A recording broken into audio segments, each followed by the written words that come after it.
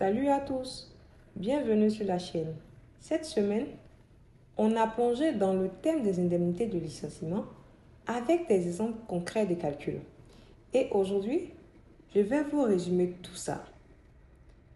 Mais restez bien jusqu'à la fin, car je vais également vous parler des vidéos à venir la semaine prochaine qui porteront sur l'indemnité de préavis. Alors, c'est parti! Place au récapitulatif de la semaine écoulée.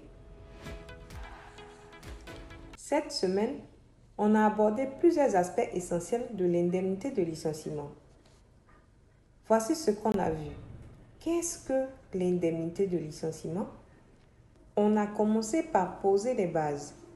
Une vidéo qui explique ce qui est exactement cette indemnité, quand elle est due et qui peut en bénéficier.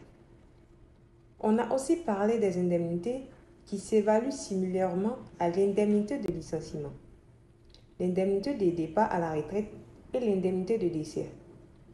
Les conditions pour toucher une indemnité de licenciement. Dans cette vidéo, on a détaillé les critères à remplir pour pouvoir percevoir cette indemnité. On a aussi vu combien de temps il faut être dans une entreprise, ce qui se passe en cas de démission, et quelles sont les exclusions à connaître. Le calcul de l'indemnité de licenciement. C'est là où on a mis les mains dans les chiffres. Je vous ai montré les formules exactes pour calculer votre indemnité en fonction de votre ancienneté et de votre salaire moyen mensuel. On a fait plusieurs exemples de calcul pour que ce soit bien concret et que vous puissiez estimer ce à quoi vous avez droit. Si tu as manqué une de ces vidéos, je te conseille vivement d'y jeter un œil pour mieux comprendre tes droits en cas de licenciement. Et maintenant, parlons de ce qui vous attend la semaine prochaine. On continue dans le droit du travail et cette fois, on va parler de l'indemnité de préavis. Vous vous demandez sûrement ce qui se passe si l'employeur décide de ne pas vous faire travailler pendant votre période de préavis ou si c'est vous qui demandiez à être dispensé. Qu'est-ce que l'indemnité de préavis? On va commencer par définir cette indemnité, voir quand elle est due et quelles sont les différentes situations dans lesquelles vous pouvez y prétendre. Comment calculer l'indemnité de préavis? Comme toujours, on ne se contentera pas de la théorie.